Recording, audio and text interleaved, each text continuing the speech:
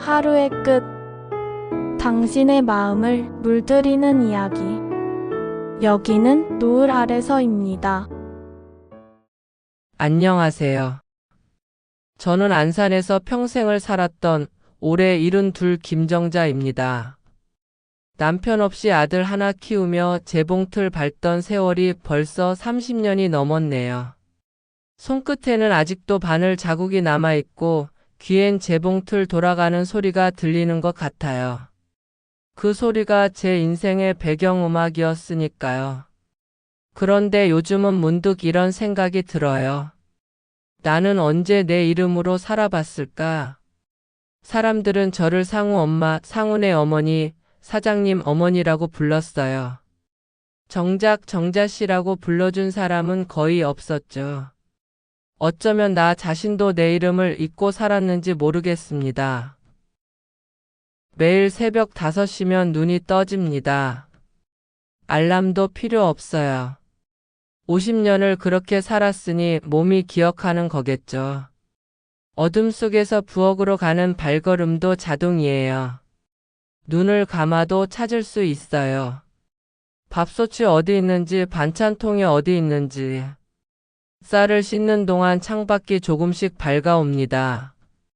물이 맑아질 때까지 씻고 또 씻어요. 며느리 미라가 밥이 질다고 한 적이 있거든요. 그 후론 더 신경 써서 씻게 됐어요. 밥이 되는 동안 반찬을 꺼냅니다. 어제 만들어둔 시금치나물, 멸치볶음, 김치, 계란 프라이도 부쳐야죠. 아들 상우는 아침마다 계란 프라이를 먹거든요. 노른자는 반숙으로 가장자리는 바삭하게. 그게 상우가 좋아하는 스타일이에요. 도시락도 2개 싸야 합니다. 상우 것과 미라 것. 메뉴는 다르게 해야 해요. 상우는 고기 반찬을 좋아하고 미라는 채소 위주를 선호하니까요. 김밥을 쌀 때도 상우 것엔 햄을 넣고 미라 것엔 두부를 넣어요. 이 모든 걸 하면 6시 반쯤 됩니다. 엄마 일어났어요? 상우가 거실로 나옵니다.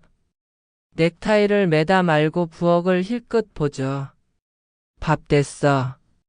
씻고 나와. 엄마 반찬 좀 싱겁게 해주세요. 혈압 때문에 염분 조절해야 한다니까요. 그래, 알았어. 미라도 나옵니다. 화장을 연하게 했네요. 요즘 직장에서 피곤한가 봐요. 어머니 김치는 빼주세요. 저 요즘 속이 안 좋아서요. 그래, 알았어. 밥상을 차리고 도시락을 챙겨주고 현관까지 배웅합니다. 그들이 나가면 식탁엔 제 몫에 밥 한 공기만 남아요. 조용히 혼자 먹습니다. 창밖으로 해가 완전히 떠올라 있어요. 그 짧은 대화가 하루의 전부예요. 반찬 좀 싱겁게요. 김치는 빼주세요. 하루의 끝. 당신의 마음을 물들이는 이야기. 여기는 노을 아래서입니다. 작은 공감이 이어질 때 또 한편의 이야기가 시작됩니다. 구독과 좋아요로 함께 걸어요. 가끔은 내가 가족의 식구가 아니라 그저 가사도우미 같다는 생각이 들어요. 이건 내가 산 집인데 정작 내 자리는 없었죠. 거실 소파에 앉으면 미라가 어머니, 거기 앉으시면 소파가 눌려요라고 해요. 내 방은 없어요. 작은 방은 미라의 드레스룸이 되었고 안방은 당연히 그들 것이니까요. 나는 거실 한쪽에 놓인 접이식 침대에서 자요. 밤에 잠들기 전 천장을 보며 생각해요. 나는 언제부터 이 집에서 손님이 된 걸까? 상우 아빠가 떠난 건 상우가 5살 때였어요. 교통사고였죠. 하루아침에 세상이 무너졌어요. 장례식장에서 상우를 안고 울던 그날이 아직도 생생합니다. 사람들은 위로의 말을 건넸지만 그 누구도 내 앞날을 책임져 주진 않았어요. 장례를 치르고 나니 통장엔 빚만 남았어요. 남편이 친구 보증을 섰거든요. 보증금 빼고 월세방으로 이사했죠. 아들을 데리고 식당에서 설거지도 하고 청소 일도 했어요. 그러다 우연히 재봉 일을 시작했어요. 동네 수선집 아주머니가 일손이 모자란다며 데려간 거예요. 처음엔 단추 다는 것도 서툴렀는데 차츰 손에 익었어요. 재봉틀 페달을 밟으면 모든 걸 잊을 수 있었어요. 바느질에 집중하면 배고픔도 외로움도 잊혀졌죠. 손님들이 맡긴 옷을 정성껏 고쳐주면 정자시 솜씨가 최고야라며 칭찬해줬어요. 그게 좋았어요. 누군가에게 인정받는다는 느낌. 상우는 모범생이었어요. 공부도 잘했고 말썽도 안 부렸죠. 엄마, 나 장학금 받았어. 그 말을 들을 때마다 눈물이 났어요. 기쁨의 눈물이었죠. 대학도 장학금으로 다녔고 졸업 후 좋은 회사에 취직했어요. 제 인생 최고의 자랑이었죠. 29의 미라를 만나 결혼했어요. 예쁘고 똑똑한 아가씨였어요. 처음엔 좋았어요. 명절 때 함께 음식을 만들고 주말에 시장도 같이 갔죠. 어머니 정말 요리 솜씨가 대단하세요. 미라의 그 말이 좋아서 더 맛있는 걸 해주려고 애썼어요.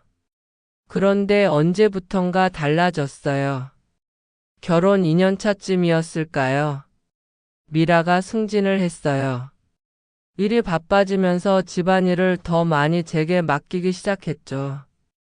어머니, 제가 회의가 있어서요. 저녁 준비 부탁드려요. 어머니, 주말에 친구들 만나기로 했어요. 집 좀 봐주세요. 처음엔 괜찮았어요. 며느리가 일하느라 힘들 텐데 내가 도와줘야죠. 그런데 점점 당연하게 여기는 게 느껴졌어요. 감사 인사도 줄어들었고 요구는 늘어났어요. 어머니, 이 옷 좀 다려주세요. 어머니, 마트 좀 다녀와 주세요. 리스트는 메모해 뒀어요. 어머니, 창문 좀 닦아주시면 안 돼요? 너무 더러워요. 나는 그들의 어머니인데 어느새 가정부가 된 기분이었어요. 상우에게 조심스레 말했어요. 얘야, 엄마가 요즘 허리가 좀 아픈데. 엄마, 좀만 참아요. 우리 지금 집 사려고 돈 모으는 거 알잖아요. 미라가 옆에서 거들었어요. 어머니, 저희 집 사면 넓은 방 드릴게요. 조금만 더 힘내세요. 그렇게 우리는 이 집을 샀어요. 아파트 분양금의 절반은 제가 냈어요. 재봉 일로 30년 모은 돈이었죠. 상우는 나머지 절반과 대출을 받아서 마련했고요. 엄마 고마워요. 엄마 덕분에 우리 집 생겼어요. 입주하던 날 상우가 눈물까지 글썽이며 고마워했어요. 나도 기뻤어요.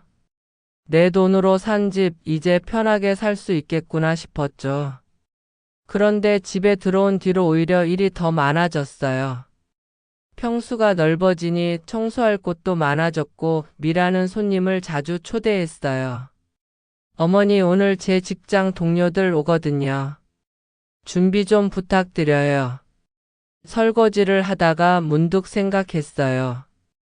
이 집은 내가 돈을 냈는데 왜 나는 주인이 아니라 일꾼 같지? 허리 통증은 계속 심해졌어요. 아침에 일어나면 허리가 뻣뻣하게 굳어 있었고 청소기를 밀 때마다 찌릿한 통증이 왔죠. 밤에는 통증 때문에 잠을 설쳤어요. 더 이상 참을 수 없어서 병원에 갔어요. 혼자서요. 상우와 미라에게 말하면 그냥 파스 붙이세요라고 할 게 뻔했으니까요. 의사 선생님이 MRI 사진을 보며 심각한 표정을 지었어요. 허리 디스크가 상당히 진행됐네요. 신경을 누르고 있어요. 수술을 권합니다. 수술이요? 그럼 입원을 해야 하나요? 최소 일주일은 있어야죠. 수술 후 재활도 필요하고요. 집으로 돌아와 조심스럽게 말했어요. 미라야, 나 허리 수술 좀 해야 할 것 같아. 미라가 설거지하던 손을 멈추고 돌아봤어요. 수술이요? 그럼 집안일은 어떡하고요? 어머니, 저희 맞벌이잖아요. 누가 밥하고 청소하고 그래요? 상우도 거들었어요. 엄마, 정말 꼭 수술해야 해? 물리치료로는 안 돼? 의사 선생님이 디스크가 심해서 수술해야 한대. 엄마, 그냥 진통제 먹고 버텨요. 저희 지금 둘 다 프로젝트 중이라 정신 없거든요. 그날 밤 침대에 누워 천장을 봤어요. 눈물이 흘러내렸지만 소리내어 울 순 없었어요. 거실에서 자니까 소리가 다 들리거든요. 내 몸보다 집안일이 더 중요한 건가? 일주일을 더 버텼어요. 하지만 어느 날 아침 침대에서 일어날 수가 없었어요. 허리에 전기 오는 것 같은 통증이 왔고 다리에 힘이 풀렸죠. 엄마, 엄마 괜찮아요? 상우가 놀라서 119를 불렀어요. 응급실에 실려갔죠. 의사가 단호하게 말했어요. 더 늦으면 하반신 마비 올 수 있어요. 내일 당장 수술하겠습니다. 수술동 의서에 사인할 때 상우가 미안하다고 했어요. 하지만 그 미안함이 진짜인지 모르겠었어요. 수술은 무사히 끝났어요. 마취에서 깨어났을 때 병실엔 아무도 없었어요. 간호사가 물 한 컵을 주며 말했어요. 보호자분이 일 때문에 나가셨대요. 저녁에 온대요. 혼자 병실에 누워 있으니 천장에 금이 보였어요. 저 금처럼 내 인생에도 금이가 있구나 싶었죠. 저녁 6시쯤 상우와 미라가 왔어요. 손에 과일 바구니를 들고. 엄마 괜찮아요? 수술 잘 됐대요. 응, 괜찮아. 그나저나 어머니 퇴원하면 좀 쉬셔야 할 텐데. 미라가 난처한 표정을 지었어요. 저희가 좀 바빠서요. 식사 준비 같은 거. 힘들 것 같은데. 괜찮아. 내가 알아서 할게. 정 힘들면 배달시켜 드릴게요. 30분 있다가 그들은 갔어요. 내일 또 올게요, 엄마. 푹 쉬세요. 일주일 동안 입원해 있는 동안 그들은 매일 30분씩만 왔어요. 나머지 시간은 혼자였죠. 퇴원하는 날 간호사가 꽃다발을 건넸어요. 따님이 두고 가신 거예요. 분홍 장미 꽃다발이었어요. 카드에는 이렇게 적혀 있었죠. 어머니께 사랑하는 딸 미라 올림. 그 글자를 보는 순간 그저 울음이 터졌습니다. 사랑한다고 쓰여 있는데 왜 이렇게 슬플까요? 꽃은 예쁜데 왜 이렇게 쓸쓸할까요? 간호사가 놀라서 등을 두드려 줬어요. 할머니 괜찮으세요? 아프세요? 아니에요. 그냥 기뻐서 그래요. 거짓말이었어요. 나는 슬퍼서 운 거예요. 꽃 한 다발보다 필요한 건 그저 옆에 있어주는 거였는데. 퇴원 후 일주일쯤 지났을 때였어요. 허리는 아직 아팠지만 집안일은 해야 했어요. 상우와 미라는 출근했고 나는 천천히 움직이며 설거지를 했죠. 싱크대 뒤엔 거실이 훤히 보여요. 그날 저녁 그들이 소파에 앉아 조용히 이야기하는 게 들렸어요. 처음엔 신경 안 썼어요. 부부 대화겠거니 했죠. 그런데 어머니라는 단어가 들려서 귀가 쫑긋해졌어요. 솔직히 엄마 모시고 사는 거 부담돼. 상우의 목소리였어요. 나도 그래요. 저희 맞벌이인데 집안일까지. 어머니가 도와주시긴 하지만 요즘은 몸도 안 좋으시잖아요. 요양원 알아볼까? 그게 나을 것 같아요. 어머니도 거기 가시면 또래 분들도 만나시고 더 편하실 거예요. 근데 엄마한테 어떻게 말하지? 천천히 설득해야죠. 우리가 바빠서 제대로 못 모신다고 요양원이 더 낫다고. 설거지통에서 그릇이 미끄러져 깨졌어요. 쨍그랑 소리가 거실까지 울렸죠. 어머니 괜찮으세요? 미라가 놀라서 부엌으로 왔어요. 응, 괜찮아. 그릇 하나 깨졌어. 조심하세요. 다치면 어떡해요? 미라는 금방 거실로 돌아갔어요. 나는 깨진 그릇을 주우며 울었어요. 소리 안 나게 조용히. 그때 깨달았어요. 평생 가족을 위해 살았지만 이제는 그 가족에게 짐이 되어버렸다는 걸요. 그날 밤 접이식 침대에 누워 천장을 봤어요. 아파트 복도에서 누군가 웃는 소리가 들렸어요. 행복한 소리였죠. 나는 언제 저렇게 웃어봤을까? 손으로 내 얼굴을 만져봤어요. 주름진 피부, 거친 손. 이 손으로 상우를 키웠고 이 집을 샀어요. 그런데 왜 나는 이 집에 내 자리가 없을까요? 조용히 내 이름을 불러봤어요. 정자야.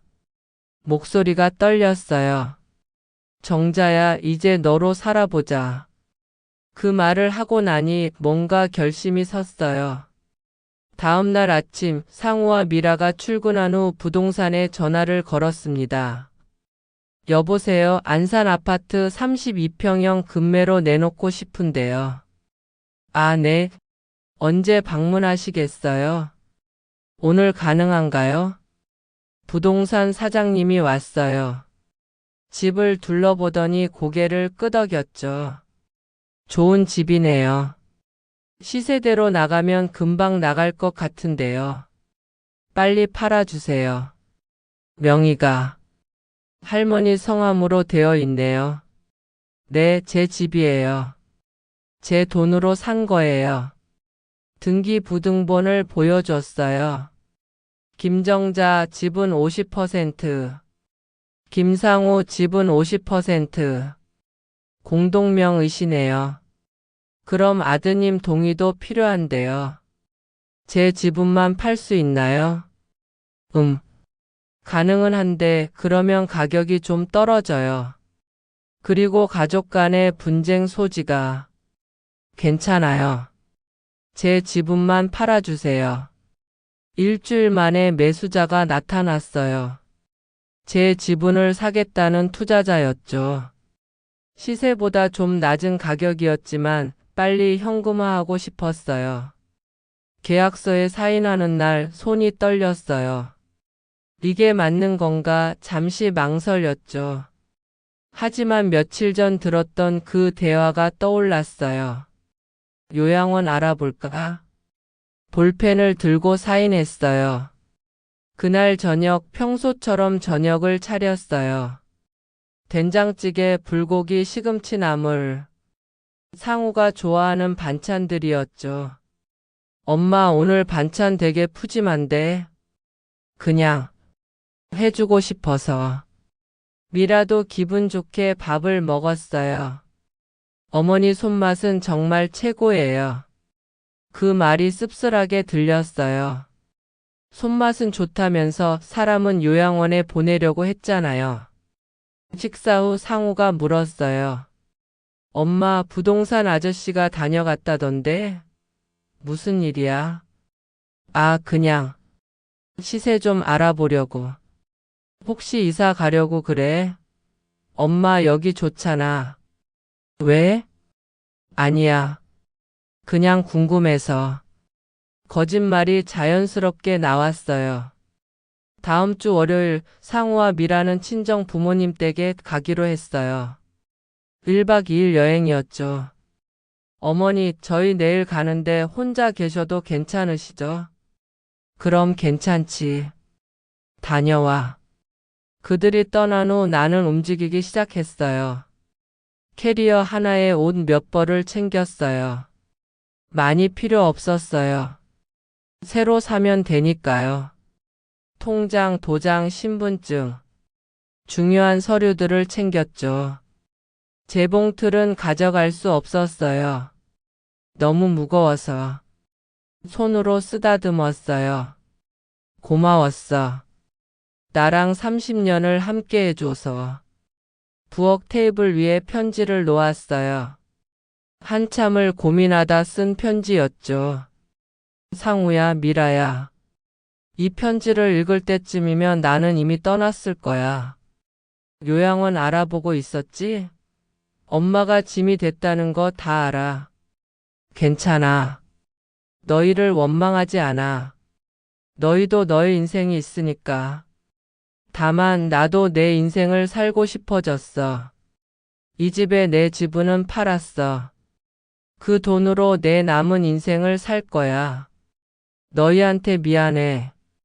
그리고 고마워. 너를 키우며 행복했어. 정말이야. 이제는 엄마가 아닌 김정자로 살아볼게. 건강하게 잘 살아. 엄마가.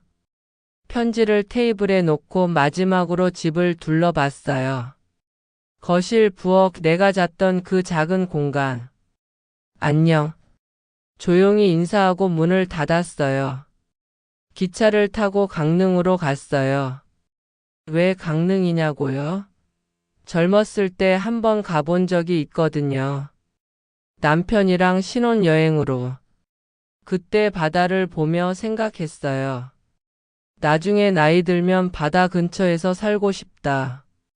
이제 그 나중이 왔네요. 강릉역에 내려 숙소를 잡았어요. 작은 원룸이었죠. 창문으로 바다가 보였어요. 이게 내 집이구나. 처음으로 온전히 내 공간이 생겼어요. 좁지만 여기선 내가 주인이에요. 짐을 풀고 바다로 나갔어요.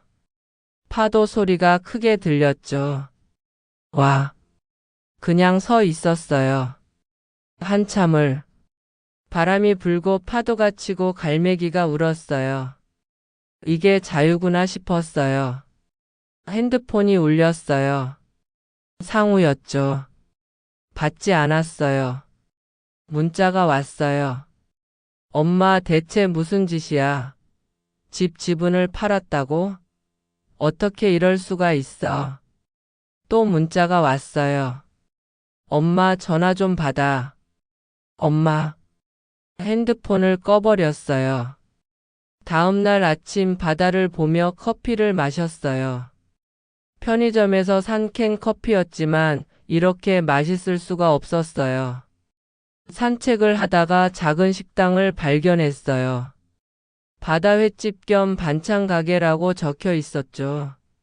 문을 열고 들어갔어요. 어서 오세요. 환한 목소리의 주인이었어요. 나랑 비슷한 나이의 여자분이었죠. 혹시 일손 필요하세요? 네? 일하시려고요? 네, 저 반찬 만드는 거 좀 해요. 그렇게 영숙 언니를 만났어요. 영숙 언니는 남편과 사별하고 혼자 가게를 운영하고 있었어요. 처음엔 힘들었죠. 근데 일하다 보니 시간이 가더라고요. 혼자 있으면 생각만 많아지잖아요. 우리는 금방 친해졌어요. 같은 아픔을 가진 사람끼리 통하는 게 있나 봐요. 매일 아침 일찍 가게에 가서 반찬을 만들었어요. 김치 담그고 나물 무치고 조림 만들고. 손에 익은 일이라 어렵지 않았어요. 정자씨 솜씨가 정말 좋으시네. 손님들이 반찬 맛있다고 난리예요. 영숙 언니의 칭찬이 기뻤어요. 오랜만에 듣는 진심 어린 칭찬이었거든요. 어느 날 저녁 영숙 언니가 소주를 꺼내왔어요. 정자씨, 우리 한잔해요. 나 술 잘 못 마시는데. 괜찮아요. 오늘은 제가 쏩니다. 둘이 앉아 바다를 보며 소주를 마셨어요. 파도 소리가 배경음악이었죠. 정자 씨는 왜 여기까지 오셨어요? 가족은 안산에 계시다며요? 한참을 망설이다가 말했어요. 집을 나온 이후 상우와 미라 이야기 요양원 대화까지. 영숙 언니가 내 손을 꽉 잡아줬어요. 잘하셨어요. 정말 잘하셨어요. 제가 이기적인 건 아닐까요?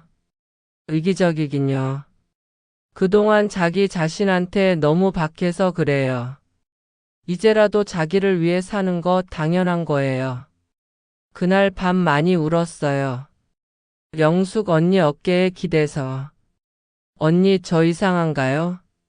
아들을 두고 나온 게 아니에요. 정자 씨가 나온 게 아니라 정자 씨를 내보낸 거죠. 그 사람들이. 그 말이 위로가 됐어요. 한 달쯤 지났을 때 상우가 찾아왔어요. 가게 문을 열고 들어서는 상우를 보는 순간 가슴이 철렁했어요. 엄마, 어떻게 여길 알고 왔니? 전화번호 추적했어요. 엄마 대체 왜 이러시는 거예요? 손님들이 쳐다봤어요. 영숙 언니가 눈치를 채고 우리를 안쪽 방으로 안내했죠. 앉아라. 상우가 의자에 앉았어요. 얼굴이 많이 상해 있었어요. 엄마 집 지분을 왜 팔았어요? 그게 우리 집인데. 너희 집이지 내 집은 아니었어. 무슨 말씀을 그렇게 하세요? 상우야. 나는 차분하게 말했어요. 너희가 요양원 알아본다는 거 다 들었어. 상우의 얼굴이 굳었어요. 그건 엄마를 위해서였어요. 엄마 몸도 안 좋으시고 저희가 제대로 못 모시니까. 너희가 제대로 못 모시는 게 아니라 나를 짐으로 여긴 거잖아. 엄마, 괜찮아. 나도 이해해. 너희도 너희 인생 있는 거니까. 상우가 고개를 숙였어요. 엄마 미안해요. 그 말을 듣고 싶었어요. 그런데 막상 들으니 허무하더라고요. 미안해하지 마. 그냥 엄마는 엄마대로 너희는 너희대로 살자. 엄마 집으로 돌아가세요. 다시는 그런 말 안 할게요. 안 돌아가. 엄마, 나 여기 좋아. 처음으로 내 이름으로 사는 것 같아서. 상우가 울먹였어요. 엄마 제가 잘못했어요. 돌아가세요. 상우야 엄마가 여기서 행복해. 너도 나 없이 편하게 살고. 편하게 살라니. 엄마 없이 어떻게 편해요. 익숙해질 거야. 시간이 지나면. 상우는 1시간 넘게 설득했지만 나는 돌아가지 않았어요. 결국 상우는 돌아갔어요. 떠나기 전 마지막으로 물었죠. 엄마 정말 안 돌아오시는 거예요? 응. 이제 나는 김정자로 살고 싶어. 상우가 고개를 떨구고 나갔어요. 그 뒷모습을 보며 눈물이 났지만 붙잡지 않았어요. 계절이 바뀌고 나는 여전히 강릉에 있어요. 가게 일도 익숙해졌고 단골 손님들도 생겼어요. 정자 이모 오늘 멸치볶음 좀 더 주세요. 이모 여기 김치 맛있어서 자꾸 오게 돼요. 손님들이 이모라고 부를 때마다 기분이 좋아요. 누군가의 엄마가 아니라 그냥 이모로서 인정받는 기분. 요즘은 아침마다 바다로 산책을 가요. 파도 소리를 들으며 걷다 보면 머릿속이 텅 비는 것 같아요. 어제는 영숙 언니랑 등산도 갔어요. 허리가 아팠지만 천천히 올라갔죠. 정상에서 내려다본 바다가 정말 아름다웠어요. 언니, 나 여기 와서 정말 잘했어요. 그럼요. 정자 씨 얼굴이 처음 왔을 때랑 완전히 달라졌어요. 그때는 어둡고 지쳐 보였는데 지금은 밝아요. 정말 그런 것 같아요. 거울을 보면 주름은 그대로인데 뭔가 표정이 다른 거예요. 웃는 얼굴이 자연스러워졌달까? 상우한테서 가끔 문자가 와요. 엄마 건강하게 지내세요. 사랑합니다. 엄마 날씨 추워졌어요. 감기 조심하세요. 답장은 간단히 해요. 너도 건강해라. 응, 조심할게. 미라한테서도 한 번 문자가 왔어요. 어머니 그동안 정말 죄송했습니다. 어머니 은혜를 몰라 뵙고 불효를 저질렀습니다. 용서해 주세요. 한참을 보다가 답장했어요. 괜찮아요. 너희도 행복하게 사세요. 용서했냐고요? 글쎄요. 용서라기보다는 그냥 내려놓은 거예요.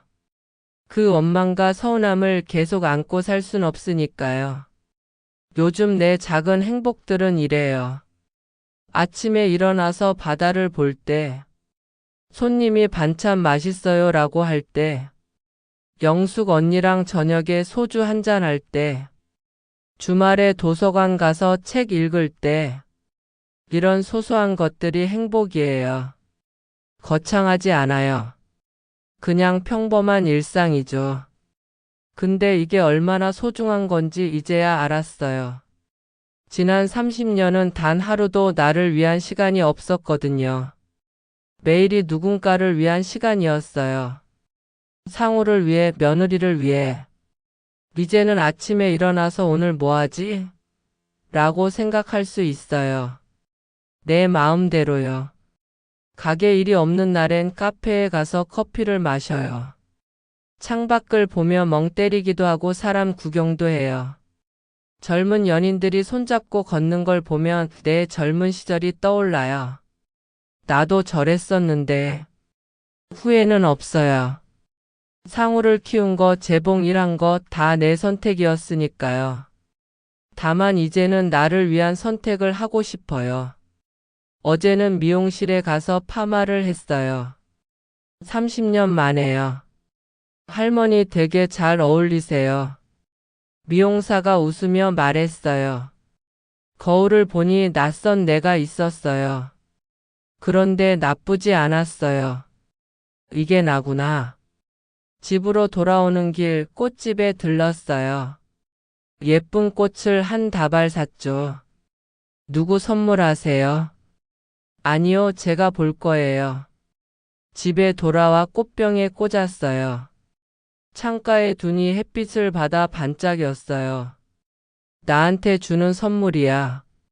계절이 바뀌고 어느새 1년이 지났어요. 강릉에서의 사계절을 다 보냈네요. 봄에는 벚꽃, 여름에는 해수욕장, 가을에는 단풍, 겨울에는 눈 덮인 바다. 모두 아름다웠어요. 가게도 잘 되고 있어요. 영숙 언니랑 같이 운영하니까 일도 덜 힘들고 재미있어요. 단골 손님 중에 혼자 사는 할아버지가 있어요. 매일 저녁 반찬을 사러 오시죠. 오늘도 반찬 사러 왔습니다. 어서 오세요. 오늘은 뭐 드시고 싶으세요? 이모가 추천해 주는 거요. 그 할아버지가 가끔 말을 거세요. 이모도 혼자 사세요? 네, 혼자 살아요. 외롭지 않으세요? 가끔은요. 그래도 괜찮아요. 나도 그래요. 혼자 사는 게 익숙해지니까 편해요. 우리는 비슷한 처지라서 그런지 대화가 잘 통해요. 영숙 언니가 놀리죠. 정자씨, 그 할아버지 정자씨 좋아하는 것 같던데? 에이, 뭘요? 진짜예요. 눈빛이 그래요. 나이 들어서 무슨. 나이 들었다고 사랑 못해요. 정자씨도 이제 자유의 몸인데 연애해도 되죠. 연애라.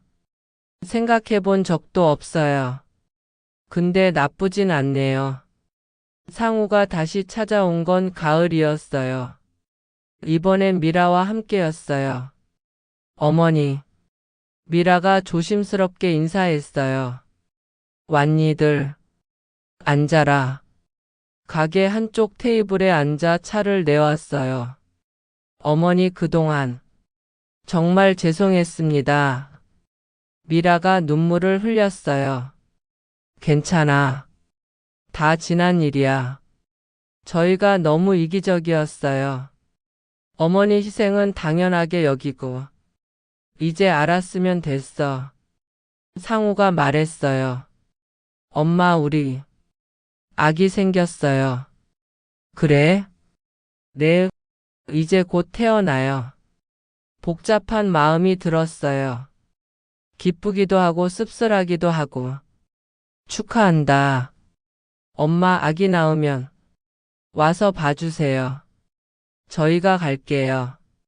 엄마가 오시라고는 안 할게요. 그래. 생각해 볼게.